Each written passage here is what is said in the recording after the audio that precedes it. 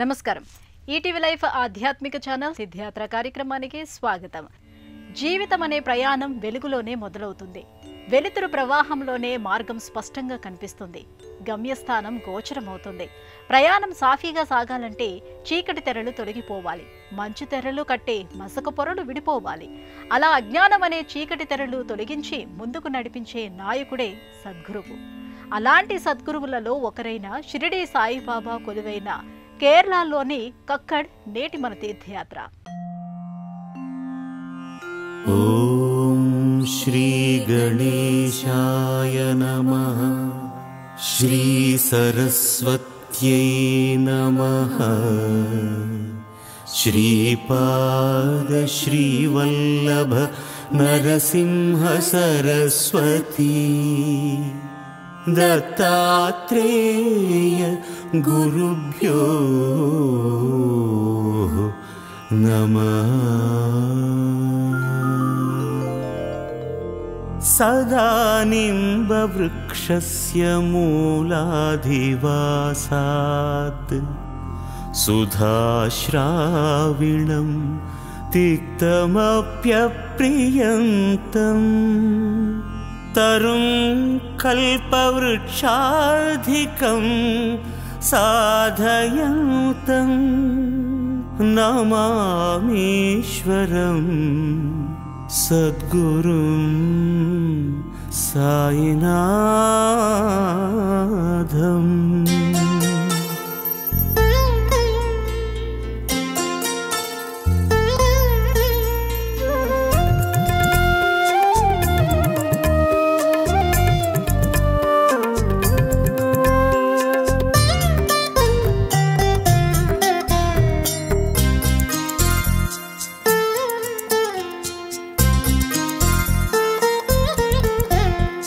షిరిడి సాయి గానము శాంతి నొసగే యోగము.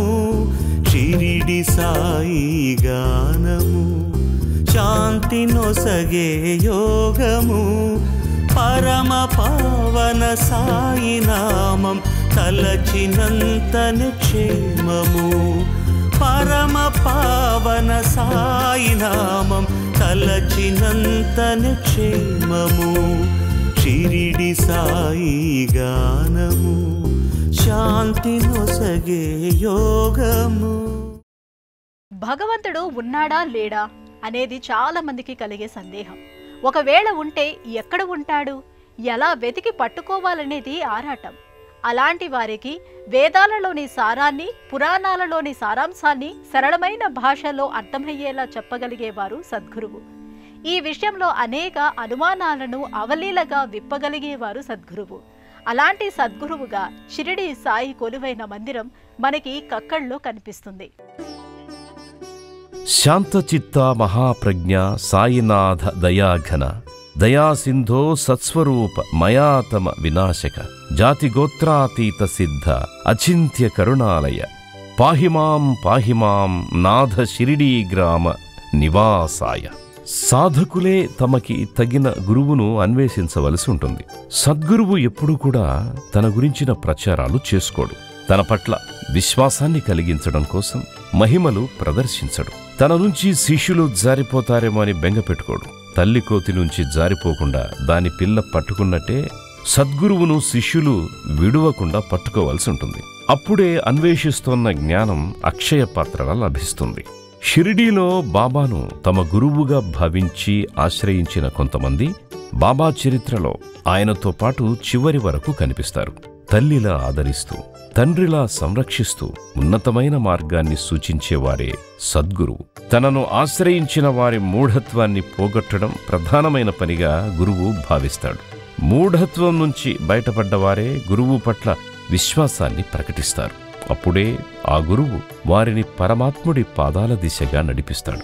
అప్పట్లో షిరిడీ ప్రజలు బాబా పట్ల పూర్తి విశ్వాసాన్ని ప్రకటించడానికి కొంత సమయం పట్టింది. ఆ తరువాత ఆయన పట్ల వారికి గల విశ్వాసం విస్తరిస్తూ వెళ్ళింది. సరిహద్దులను చెరిపేసుకుంటూ అనేక ప్రాంతాలను ఆవరించింది. అందువల్లనే ఆయా ప్రాంతాలలో భక్త బృందాలు ఏర్పడ్డాయి. ఆధ్యాత్మిక కేంద్రాలుగా, పవిత్ర ధామాలుగా బాబా మందిరాలు వెలిశాయి. అలా నిర్మితమైనదే ఇక్కడి బాబా ఆలయం.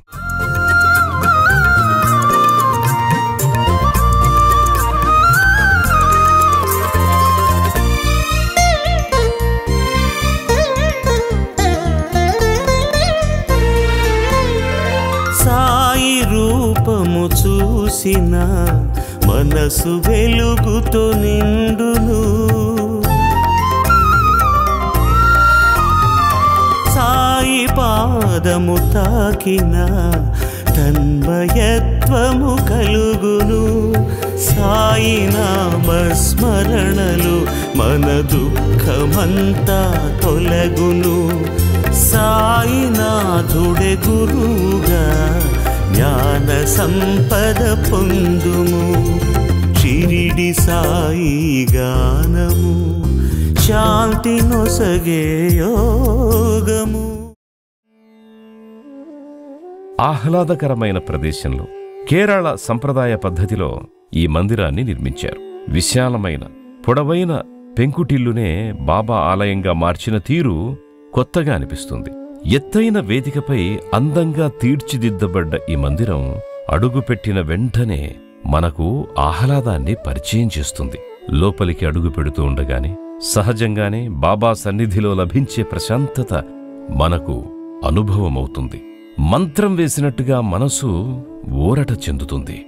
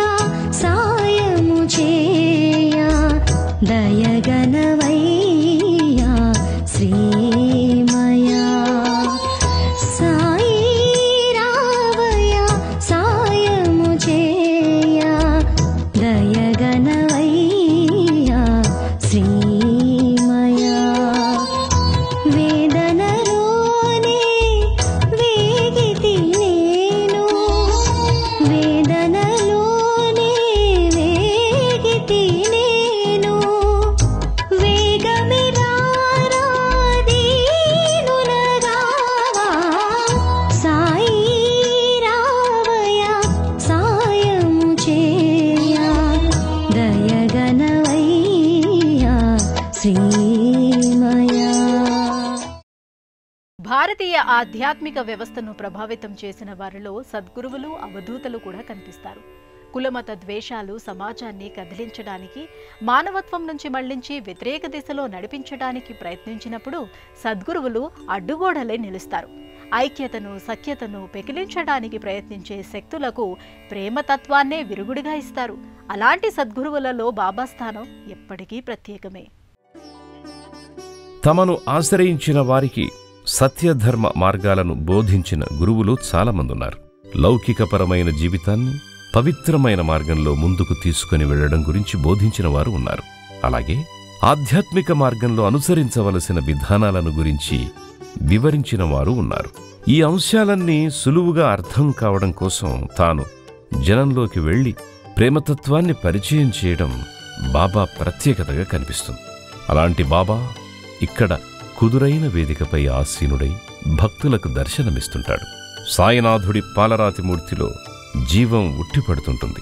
నిర్మలమైన ఆ చూపు ఆశ్రితులపై ఔషధంలా పనిచేస్తుంది. ఒంటరి పోరాటంతో అలసిన వారికి ఓదార్పునిస్తూ ఉంటుంది. అందువల్లే బాబా మందిరాలకి వచ్చేవారు తమకి ఒక భరోసా దొరికింది అనే ధైర్యంతో తిరిగి వెళుతుంటారు. ఇక్కడ కూడా అదే దృశ్యం మనకి కనిపిస్తుంది. ఆయా క్షేత్రాలను దర్శించుకున్న భక్తులు తమ ఇష్టదేవతలు కొలువుదీరిన ఆలయాల మాదిరి ఆలయాలను ఆయా దేవతామూర్తుల రూపాలను తమ ప్రాంతంలో కూడా ఏర్పాటు చేసుకోవాలి అనే సంకల్పం చేస్తూ వచ్చారు. అందువలన అనేక ప్రాంతాలలో అనేక ఆలయాలు నిర్మితమవుతూ వచ్చాయి. అలా భక్తుల సంకల్పం నుంచి ఆవిష్కృతమైనదే ఈ మందిరం.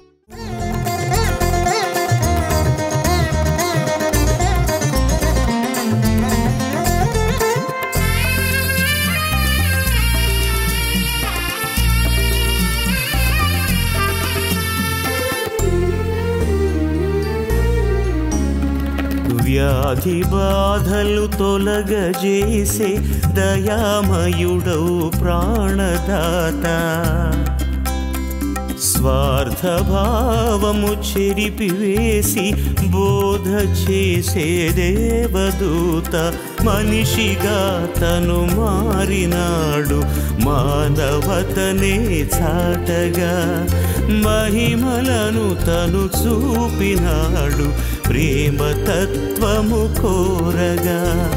షిరిడి సాయి గానము శాంతి నొసగే యోగము. తరచూ షిరిడీ వెళ్లి బాబా దర్శనం చేసుకుని వచ్చే భక్తులు కొందరు అనునిత్యం ఆయన సేవలో తరించే అవకాశం ఉంటే బాగుంటుంది కదా అని భావించారు. మిగతా భక్తులంతా కలిసి ఒక బృందంగా ఏర్పడ్డారు. అలా వారందరి అంకిత భావం నుంచి ఆవిర్భవించిందే ఈ మందిరం. 2 పుష్కరాల క్రితం ఈ ఆలయ నిర్మాణానికి శ్రీకారం చుట్టారు. 2005 మే 15వ తేదీన విగ్రహ ప్రతిష్టాపన జరిగింది.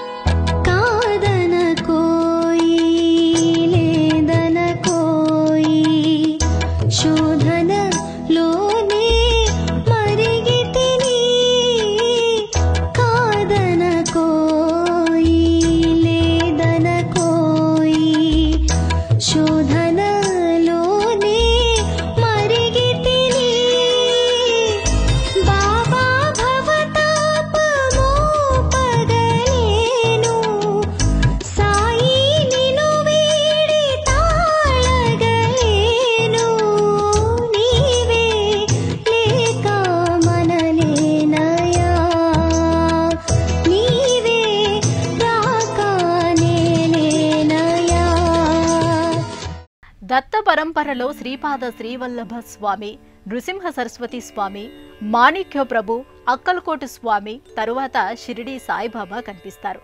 ఒక అవధూతగా అత్యున్నతమైన స్థాయిని అందుకున్న సాయినాథుడు సాధారణమైన వ్యక్తులతో కలిసిపోవటం ఆశ్చర్యం. వారి బాధలు, బాధ్యతలు తనవిగా భావించి మోయటం విశేషం. తాను ఫకీరుగా ఉంటూ తన భక్తుల అవసరాలను, ఆపదలను తీరుస్తూ వెళ్లటం మరింత విశేషం. షిరిడీ సాయిబాబా ఒక ఫకీరుగానే షిరిడీలో తిరిగారు. ఆసరా లేని జీవితం, తన వారంటూ ఎవరూ లేని ఒంటరి ప్రయాణం. అయినా ఆయన అంత సంతోషంగా ఎలా ఉన్నాడు, అంతటి సంతృప్తి ఎలా సాధ్యమనే విషయం అక్కడి వారికి అర్థమయ్యేది కాదు. అవధూతగా ఆయన స్థాయిని అర్థం చేసుకోవడానికి వారికి సమయం పట్టింది. తాము బాబాను సంరక్షించడం లేదు, ఆయనే తమను రక్షిస్తున్నాడు అనే విషయం వారికి అర్థమైంది. కులం, మతం, ధనం, విద్య, విజ్ఞానం వీటికి సంబంధించి ఎవరు ఎలాంటి కుటుంబం నుంచి వచ్చినా బాబా అందరినీ సమానంగా చూసేవారు. సరళమైన ఆయన మాటల్లోనే సందేశం ఉండేది. అవసరాన్ని బట్టి, సందర్భాన్ని బట్టి మందలింపు, హెచ్చరిక ఉండేది. అయితే బాబా తమతో కలిసిపోయి ఉండటం వల్ల ఆయన మాటలు తేలిగ్గా తీసుకున్న వారికి ఆ తరువాత విషయం అర్థమయ్యేది. అవధూతగా తన స్థాయి తెలిస్తే తనకి వారంతా దూరంగా ఉండడం మొదలు పెడతారు అనే భావన వారికి అర్థం కాకుండా బాబా వ్యవహరించేవారు. బాబా పెద్దగా చదువుకోలేదేమో, ఆయనకి శాస్త్రాధ్యయనం గురించి తెలియదేమో, ఆయనకి ఇతర భాషలపై అవగాహన లేదేమో అని ఆ కాలంలోనే కొంతమంది భావించారు. అలాంటి వారి సందేహాలను నివృత్తి చేస్తూ అందరినీ ఆశ్చర్యచకితుల్ని చేసేవారు. తాను ద్వారకామాయిలో మాత్రమే కాదు, తన రాక కోసం ఎదురు చూస్తున్న ప్రతి భక్తుడి ఇంట్లో ఉంటాను అని చెబుతూ ఒకే సమయంలో తన భక్తులందరి ఇళ్లల్లో ఆతిథ్యాన్ని స్వీకరించడం బాబా చరిత్రలో కనిపిస్తుంది. తనను నమ్మి తన కోసం వచ్చేవారిని బాబా కనిపెట్టుకుని ఉండేవారు. ఎవరు ఏమిచ్చినా తన సన్నిహితుల కోసం దాచేవారు. వారిలో ఎవరు ఆ రోజున రాకపోయినా తానే నేరుగా వెళ్ళేవారు. ఒక సద్గురువు తనను ఆశ్రయించిన వారిని ఇంతలా కనిపెట్టుకుని ఉండడం చిత్రంగా కనిపిస్తుంది. దుష్కర్మల వలన తన వారు పొందవలసిన ఫలితాన్ని తాను అనుభవించడం మనసును కదిలించి వేస్తుంది. ఆయనలోని ఆ ప్రేమతత్వమే ప్రతి మనసును ఒక మందిరంగా, ప్రతి అంతరంగాన్ని ఒక ఆలయంగా మార్చేసింది అని చెప్పవచ్చు. అలాంటి బాబా కొలువైన ఈ మందిరానికి ఈ చుట్టుపక్కల నుంచి భక్తులు వస్తూనే ఉంటారు. తమ సమస్యలు చెప్పుకొని ఊరట పొందుతుంటారు. తనను విశ్వసించేవారు ఈ విశ్వంలో ఎక్కడ ఉన్నప్పటికీ వారికి తన సాయం, సమాధానం అందుతూనే ఉంటాయని ఆయన చెప్పిన మాట పట్ల ఇక్కడి వారు పరిపూర్ణమైన నమ్మకాన్ని కలిగి ఉంటారు.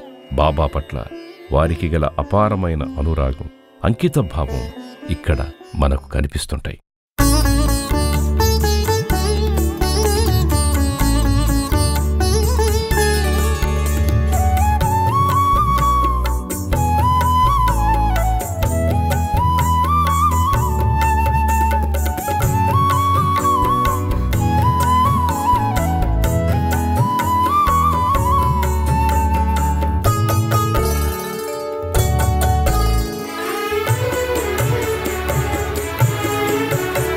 ప్రేమతో నిన్ను అర్చించాము సాయి బాబా, మావాడని తలచాము నిన్ను సాయి బాబా.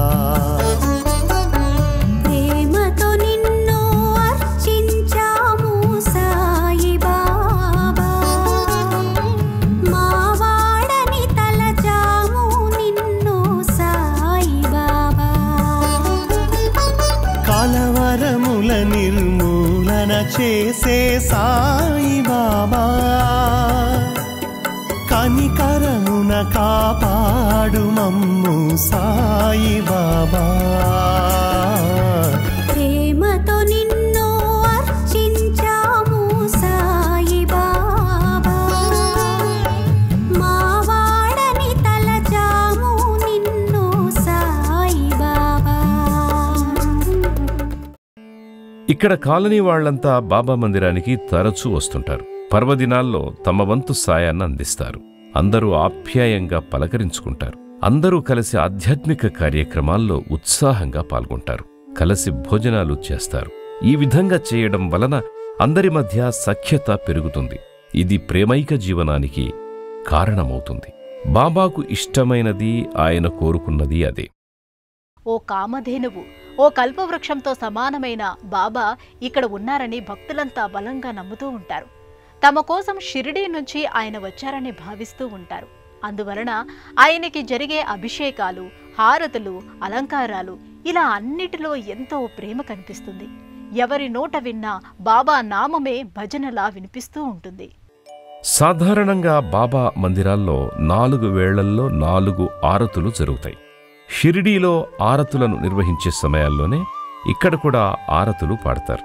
చుట్టుపక్కల ఉండే భక్తులు ఆరతుల సమయానికి ఇక్కడికి చేరుకుంటారు. బాబాకి ఆరతులు పడతారు, భజనలు చేస్తారు. బాబా పట్ల ప్రేమతో ఆయనకిష్టమైన పదార్థాలను తీసుకొచ్చి ఇతర భక్తులకు పంచుతారు.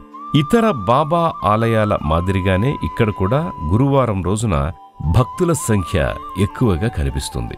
ఆ రోజున జరిగే అభిషేకాల్లో, అలంకరణలో, ఆరతుల్లో భక్తులు ఎక్కువగా పాల్గొంటుంటారు. అందువలన ఇక్కడ ప్రతి గురువారం అన్నదానం జరుగుతుంది.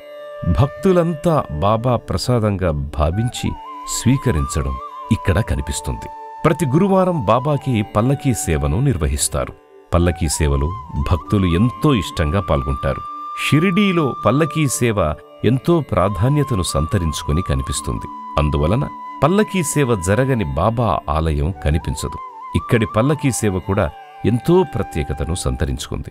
పల్లకీ సేవలో పాల్గొనడం వలన సమస్త దోషాలు తొలగిపోతాయని భక్తుల విశ్వాసం. ఇక్కడి బాబా మందిరంలో ప్రతి ఏడాది మే 15వ తేదీన ఘనంగా వార్షికోత్సవాన్ని జరుపుతారు. ఆ సందర్భంగా ప్రత్యేకమైన సేవా కార్యక్రమాలను, సాంస్కృతిక కార్యక్రమాలను నిర్వహిస్తారు. గురు పౌర్ణమితో పాటు దసరా, దీపావళి, వినాయక చవితి, హోలీ, శ్రీరామనవమి వంటి పండగ రోజుల్లో ప్రత్యేకమైన పూజలను, విశేషమైన సేవా కార్యక్రమాల్ని నిర్వహిస్తారు. My name is Manmohan. I am the General Secretary of this Shirdi Sai Seva Samaj. నా పేరు మన్మోహన్. నేను ఈ షిరిడి సాయి సేవా సమాజ్ జనరల్ సెక్రటరీని. ఈ దేవస్థానం శంకుస్థాపన 2000 సంవత్సరంలో జరిగింది. ఈ దేవస్థానం ప్రారంభం మే 15వ తేదీ 2005 సంవత్సరం షిరిడీలోని Shirdi Sai temple executive officer చేతుల మీదుగా జరిగింది. ముఖ్యంగా కన్నూరు ఉత్తర మలబారులో తెయ్యం అనే ఉత్సవం ప్రసిద్ధి చెందింది. ఇక్కడ తెయ్యం కళాకారులు డ్రమ్ శబ్దానికి అనుగుణంగా నాట్యం చేసి ప్రేక్షకులను అలరిస్తారు. ఉత్తర భారతదేశంలో బాగా జరుపుకునే పండగలైన దసరా, హోలీ, గణేష్ చతుర్థి లాంటి పండగలు ఇక్కడ అంత గొప్పగా జరుపుకోరు. కొంతమంది షిరిడి సాయి భక్తుల కోరిక మేరకు మేము ట్రస్ట్గా ఏర్పడి షిరిడి సాయి సేవా కార్యక్రమాలు చేపడుతున్నాము. ఇక్కడ పూజ, అర్చనలు చాలా బాగా జరుగుతాయి. అలాగే ప్రసాద వితరణ కార్యక్రమం కూడా జరుగుతుంది. ఇక్కడ అందరం కలిసి సమిష్టిగా గుడి నిర్మించగలిగాం. అలాగే ప్రతి గురువారం ఇక్కడ అన్నదాన కార్యక్రమాన్ని నిర్వహిస్తూ ఉంటాం. ఇక్కడ గుడి నిర్మించి ఇన్ని కార్యక్రమాలు చేపట్టేందుకు కావాల్సిన సహాయ సహకారాలు, అంతేకాకుండా షిరిడి సాయి అనుగ్రహం, ఆశీర్వాదం మా పైన, అంతేకాదు కన్నూరు ప్రజలపైన ఉందని మేము ప్రగాఢంగా నమ్ముతూ సెలవు తీసుకుంటున్నాం. శివుడే నీవని వేడనా, అల్లాని నిన్ను పిలవనా, గోవిందుడవని తలచనా, పరబ్రహ్మము నీవని కొలవనా. ఓ దేవా ప్రభు యేసువు నీవే సాయి బాబా, రాముడవు జగన్నాథుడవివే సాయి బాబా. అన్నీ నీవని పిలిచాము సాయి బాబా, అంతా నీవని తలచాము సాయి బాబా. ప్రేమతో నిన్ను అర్చించాము సాయి బాబా, మా వాడని తలచాము నిన్ను సాయి బాబా. బాబా భక్తులంతా కూడా తమ కుటుంబ సంబంధమైన అన్ని శుభకార్యాలకి ఆయనకు తొలి ఆహ్వానాన్ని అందిస్తారు. తాము కొత్తగా మొదలుపెట్టే ఏ శుభకార్యం గురించైనా ముందుగా ఆయనకి ఒక మాట చెబుతారు. ఆయన అనుమతి, అనుగ్రహం ఉంటేనే ఆ పని ముందుకు వెళుతుంది అని భావిస్తారు. బాబా ఆశీస్సులతోనే తమ జీవన ప్రయాణం సంతోషంగా కొనసాగుతుందని బలంగా విశ్వసిస్తారు. కేరళ కక్కడ్లోని ఈ మందిరం బాబా అనుగ్రహానికి, భక్తుల అంకిత భావానికి నిలువెత్తు నిదర్శనంగా నిలుస్తోంది. ఈ ఆలయం తలుపుల్ని అనునిత్యం ఉదయం 5 గంటలకు తెరుస్తారు. అభిషేకం, ఆరతి, అలంకారం, అర్చన, దర్శనం, మధ్యాహ్న ఆరతి అనంతరం తలుపులు మూసివేస్తారు. తిరిగి సాయంత్రం 5 గంటల నుంచి రాత్రి 8:30 వరకు దర్శనానికి అనుమతిస్తారు. కేరళలోని కన్నూరు చేరుకోవడానికి దేశంలోని అన్ని ప్రధానమైన నగరాల నుంచి రోడ్డు, రైలు, వాయు మార్గాలున్నాయి. కన్నూరు నుంచి స్థానిక వాహనాల్లో కక్కడ్లోని సాయి మందిరానికి చేరుకోవచ్చు. ప్రకృతి రమణీయతకు ప్రతీకగా, ఆధ్యాత్మిక వైభవానికి ప్రతిబింబంలా కేరళ కనిపిస్తుంది. గురువును విశ్వసించు, దైవాన్ని సేవించు, ఇతరులను ప్రేమించమని చెప్పిన షిరిడి సాయినాథుడి మందిరాలెన్నో ఇక్కడ వెలసిల్లుతున్నాయి. అలాంటి మందిరాలలో ఒకటైన కక్కడ్ను దర్శించారు కదా. మరో ఆలయ సందర్శనంతో మళ్ళీ కలుసుకుందాం. అంతవరకు సెలవు. నమస్కారం.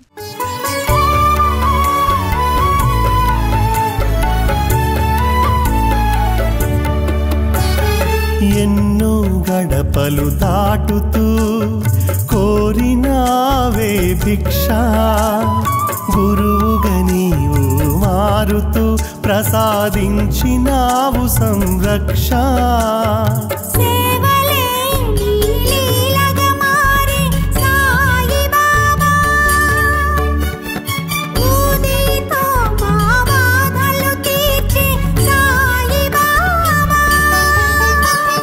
భక్తులనందరి కావలి కాసే సాయి బాబా,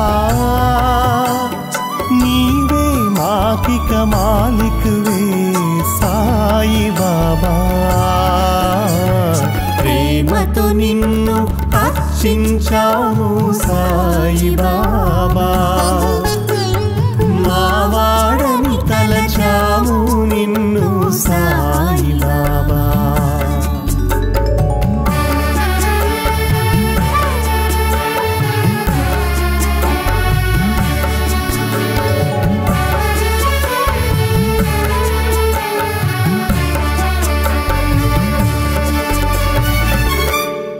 ఈ కార్యక్రమాన్ని తిరిగి చూడాలనుకుంటే www.youtube.com/@ETV Life Spiritual లో చూడవచ్చు.